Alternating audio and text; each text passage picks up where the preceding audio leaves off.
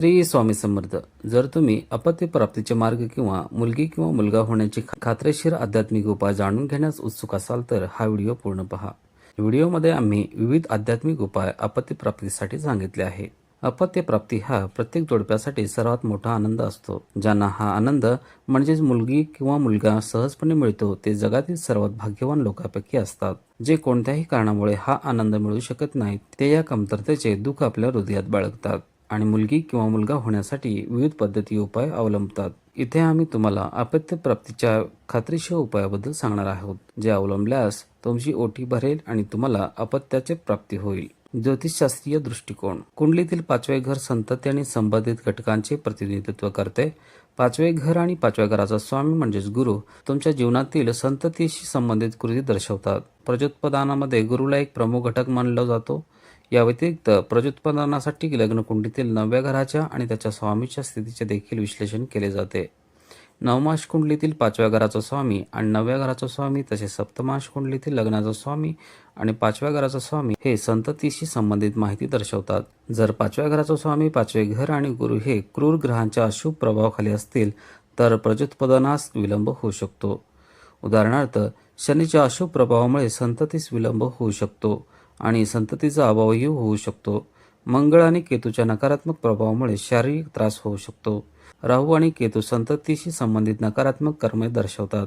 राहू सर्पदोष आणि प्रजनन क्षमतेचा अभाव दर्शवतो.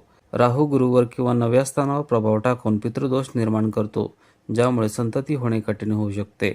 त्याचप्रमाणे 6वे, 8वे आणि 12वे घर देखील संतती होण्यात अडथळे निर्माण करू शकतात. अशा परिस्थितीत जर गुरु नीच किंवा कमजोर स्थितीत असेल तर संतती होणे जवळजवळ अशक्य होते. 5वे घर संचित कर्माचेही प्रतिनिधित्व करत असल्यामुळे या घराचे परीक्षण करून संततीशी संबंधित सुखद किंवा कठीण परिस्थितीबद्दल अंतर्दृष्टी मिळू शकते.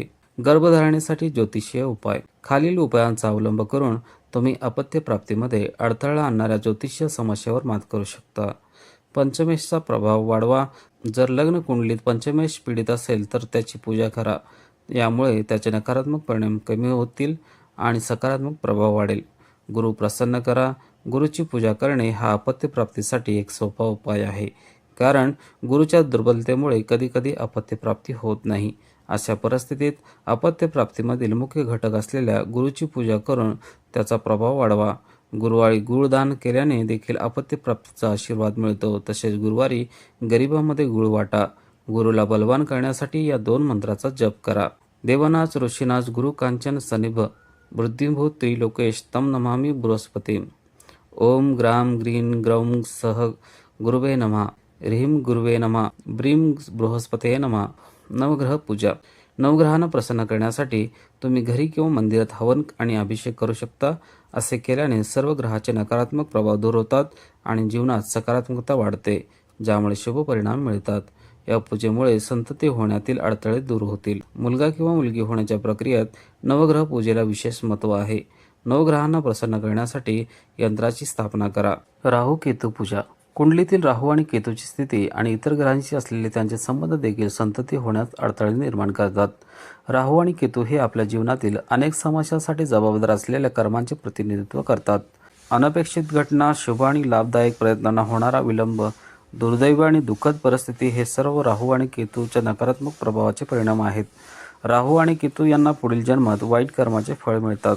त्यांच्या अडचणी दूर करण्यासाठी नामजप करा आणि दानधर्म करा. राहूला शांत करण्यासाठी या मंत्राचा जप करा. ओम ब्रह्म ब्राह्म सह रावे नमः. केतूला शांत करण्यासाठी खालील मंत्राचा जप करा. ओम श्रवण श्रवण श्रवण सह केतवे नमः. पूजा आणि पठण. खालील वर्णन केलेल्या पूजा आणि विधींचे पालन करून तुम्हालाही संतती प्राप्त होऊ शकते. बालगोपाल पूजा ही संतती प्राप्तीसाठी एक उत्तम मार्ग आहे. बालगोपाल हे भगवान श्रीकृष्णाचे बालरूप आहे. त्यांची पूजा केल्याने तुमच्या सर्व समस्या आणि अडथळे दूर होतील आणि तुम्हाला लवकरच संतती प्राप्त होईल. विवाहित जोडप्यांनी पती पत्नी दोघांनी आणि त्यांच्या कुटुंबियाने संतन गोपाल पूजा करावी. स्कंदमाता पूजा. स्कंदमाता ही देवी दुर्गाच्या 9 रूपांपैकी एक आहे. सिंहासनावर स्वार होऊन आणि भगवान कार्तिकेला आपल्या मांडीवर घेऊन स्कंदमाता आपल्या भक्तावर आशीर्वादाचा वर्षाव करते. तिची पूजा केल्याने मातृत्वाचा आनंद प्राप्त होतो. स्कंदमातेचा आशीर्वाद मिळवण्यासाठी या मंत्राचा जप करा. षष्ठी पूजा. षष्टीला स्कंद मातेसोबत भगवान सुब्रमण्यम कार्तिकेय यांची पूजा केल्याने संततीशी संबंधित नकारात्मक प्रभाव दूर होतात आणि अपत्य प्राप्तीतील अडथळे नाहीसे होतात. दररोज षष्टी पूजेच्या मंत्राचा जप करा. ओम कार्तिकेय विद्महे शक्ती हस्ताय धीमहि तन्नो स्कंद प्रचोदयात. पितृदोषावरील उपाय. अनेक कुटुंबांना त्यांच्या पूर्वजांच्या अंत्यविधीच्या वेळी काही विधी अयोग्यरित्या केल्यामुळे संतती संबंधित समस्यांना सामोरे जावे लागू शकते. हा पितृदोष दूर करण्यासाठी विहित विधीनुसार आपल्या पूर्वजांसाठी श्राद्धविधी करा. हे विधी केल्याने अपत्य प्राप्तीशी संबंधित अडथळे आणि अडचणी दूर होतील. पितृदोषाची पूजा करणे हे संततीसाठी एक उत्तम उपाय आहे. वास्तुपूजा. वास्तुशास्त्रानुसार सकारात्मक ऊर्जेच्या प्रवाहात कोणताही अडथळा आल्यास कुटुंबासाठी विविध समस्या निर्माण होऊ शकतात. या समस्या वैवाहिक, कौटुंबिक, आर्थिक, व्यावसायिक किंवा आरोग्याशी संबंधित असू शकतात. जीवनशक्ती देणारी सकारात्मक ऊर्जा कुटुंबात आनंद, आरोग्य, समृद्धी, शांती, सुख आणि शुभ घटना आणते.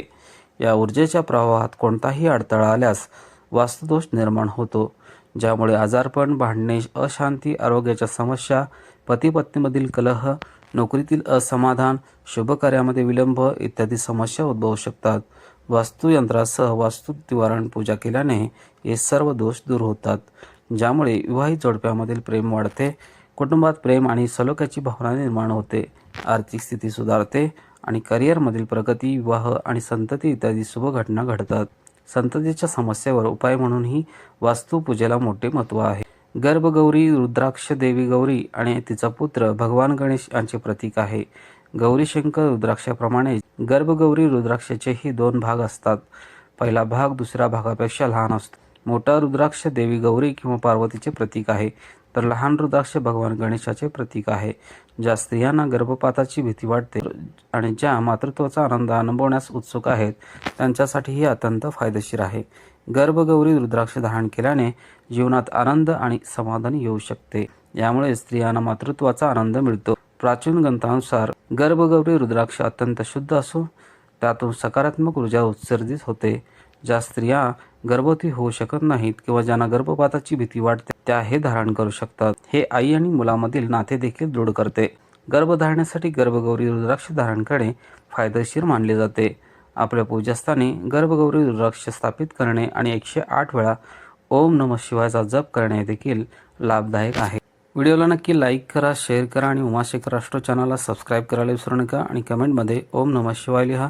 पुन्हा भेटू अशाच एका आध्यात्मिक आणि प्रेरणादायी माहितीच्या व्हिडिओसह. जय हिंद, जय महाराष्ट्र.